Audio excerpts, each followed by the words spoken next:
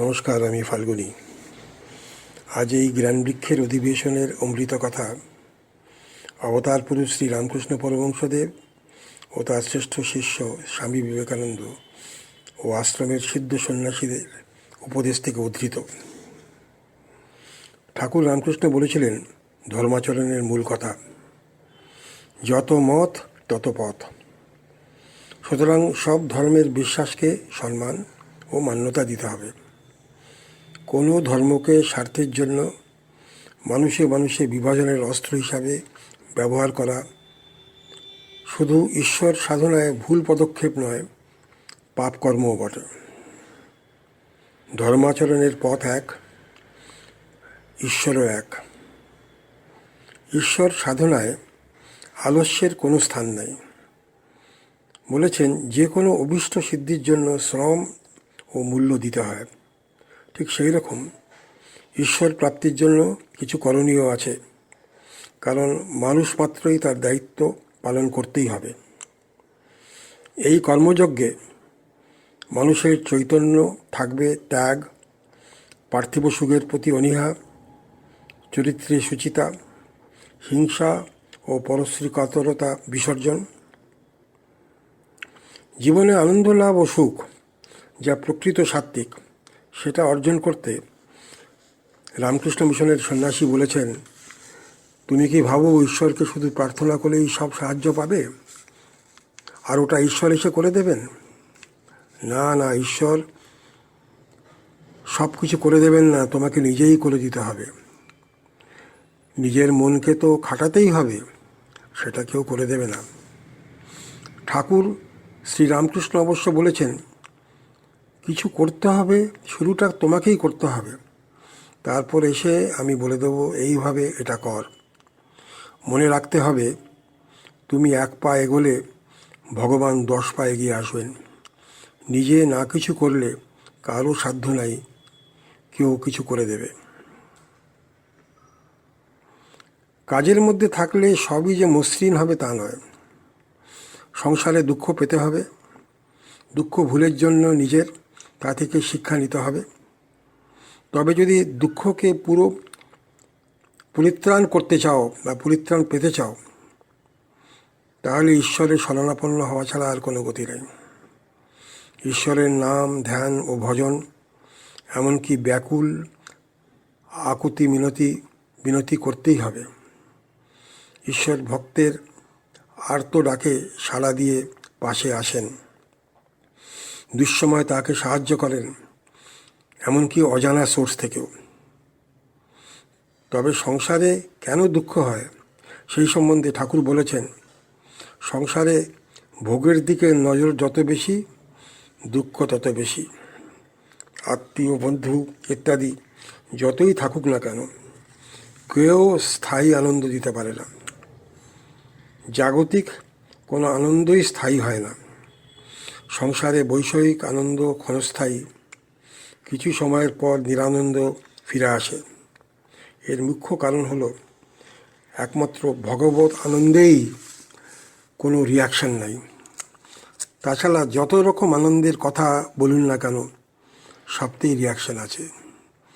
Reaction থাকলেই দুঃখ কষ্ট হবে। তবে সবার জানতে হবে যে এই জীবনের উদ্দেশ্য ভগবান লাভ। সুতরাং দুঃখ কষ্টর থেকে নিস্তার পেতে হলে ঈশ্বরের দিকে মন দিতে হবে, ধ্যান, জপ ইত্যাদি করতে হবে। এটা করতে গিয়ে কেউ যদি বলে কাল হবে, সময় হলে হবে, বা বৃদ্ধ বয়সে রিটায়ারমেন্টের পর ওইসব শুরু করব, তাহলে ঈশ্বর লাভ তো হবেই না। এই মনুষ্য জীবনের যে সময় হাতে পেলেন তার বেশিরভাগটাই নষ্ট করে ফেললেন। এইসব ভাবনা হয় কারণ মানুষ সংসারে জড়িয়ে পড়ে। তখন মনকে গুটিয়ে ঈশ্বরের দিকে লাগানো বেশ শক্ত। স্বাভাবিক জীবনে আধ্যাত্মিক অগ্রগতির বাধা হলো আমিত্ব। এটা আমার, আমি শক্তিশালী, আমারই সব ক্ষমতা, অন্যরা নগণ্য, এইসব মনে দানা বাঁধে, যার নাম হলো অহংকার। এই অহংকারই মানুষের আধ্যাত্মিক অগ্রগতির সবচেয়ে বড় বাধা। যখন অহংকার দূর হয়, মন পরিষ্কার হয়, আত্মবোধ জাগে। সঠিক পথ নিজেই আলোকিত হয়ে ওঠে। মানুষ তখন বাইরের ধর্মগুরু খুঁজে বেড়ায় না, নিজের বিবেককেই তার সত্যিকারের গুরু হয়ে ওঠে এবং ভাবে। অহংকার সরে গেলে মন তার স্বাভাবিক বিশুদ্ধ অবস্থায় ফিরে আসে। জীবনের সব সিদ্ধান্তে নৈতিকতা ও ঐশ্বরিক শক্তি আছে সেটা বোধ করে। বুঝতে হবে কিভাবে সঠিক পথ নির্ধারণ করব। সুতরাং ঈশ্বরের প্রতি শ্রদ্ধা সবচেয়ে বড় শক্তি। শ্রদ্ধাই মানুষকে ঈশ্বরের আশ্রয় এবং তার মনকে নিরাপদ ও স্বচ্ছ রাখে। সংকটে ঈশ্বর দিশা দেখান, বন্ধুর মতো আচরণ করেন। মনে রাখতে হবে, শ্রদ্ধা থাকলেই ঈশ্বরের কৃপা অনিবার্য।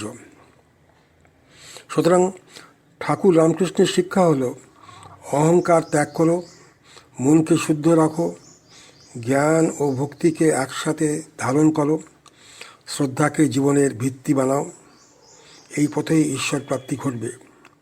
জীবন হয়ে উঠবে শান্ত, উজ্জ্বল ও করুণাময়। মনে রাখতে হবে, ঈশ্বরই সর্বকর্মের পরিচালক। যেমন সূর্য আলো দেয়, কিন্তু আলোর যা ঘটে সূর্য তাতে জড়িত নয়, ঠিক সেই রকম মনুষ্য দেহে যা ঘটেছে তাতে সে জড়িত নয়, কারণ মানুষের আসল পরিচয় আত্মা। এই মনোভাব থেকেই আমিত্ব ত্যাগ সম্ভব। যখন মানুষ বুঝতে পারে আমি দেহ নই, আমি চৈতন্য আত্মা, যে দেহের কাজ শুধু দেখছে, তখন আত্মা ও দেহের মধ্যে পার্থক্য বুঝতে পারে এবং ফলে কর্মের মধ্যে থেকেও কর্মে লিপ্ত হয় না এবং তাই কর্মফলে বদ্ধ নয়। যেমন এক অভিনেতা মঞ্চে থেকে নানা কাজ করেন, কিন্তু জানে এটা আমার সত্তা নয়, আমি অভিনয় করছি, ঠিক সেই রকম সেই মানুষ দেহস্থিত আত্মা বুঝতে পারে আমি আত্মা, কর্তা নয়, ঈশ্বরই কর্তা। তাই সেই দেহধারী আত্মা কর্মে থেকেও মুক্ত থাকেন।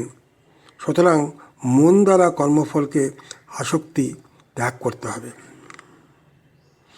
ঠাকুর রামকৃষ্ণ গল্পের ছলে অনেক শিক্ষা দিয়েছেন, যেমন টাকা মাটি, মাটি টাকা, অর্থাৎ অর্থই অনর্থের মূল।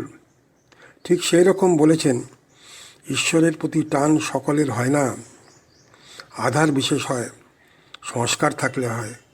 তা না হলে এই বাগবাজারের এত লোক তো ছিল, তোমরা এলে কেন? তেমনি গল্পের ছলের মধ্যে দিয়ে উনি বুঝিয়েছেন, ঈশ্বরের ইচ্ছা ছাড়া কিছু হয় না। তিনি একটা গল্প বলেন, একজন কাশি যাবে বলে ঠিক করেছিল। সেই সময় টেলিগ্রাম এলো বাঁকুড়ায় তার ভাই মৃত্যুশয্যায়। সব কিছু ছেড়ে সে বাঁকুড়ায় চলে গেল। তার কাশি যাওয়া হলো না। উনি প্রশ্ন করলেন, কার ইচ্ছায় এটা হলো? আসলে ঠাকুরের সব শিক্ষা যা লেখা আছে সেটা সোজা কথায়, এবং উনি যে ভাষায় বলেছেন তাতে বুঝতে একদমই অসুবিধা হয় না। যেমন কতগুলো উদাহরণ দিচ্ছি। প্রথমে গীতার কথা, কর্ম তখনই ফলদায়ক যখন ভক্তিসহ ঈশ্বরকে সমর্পিত করা হয়।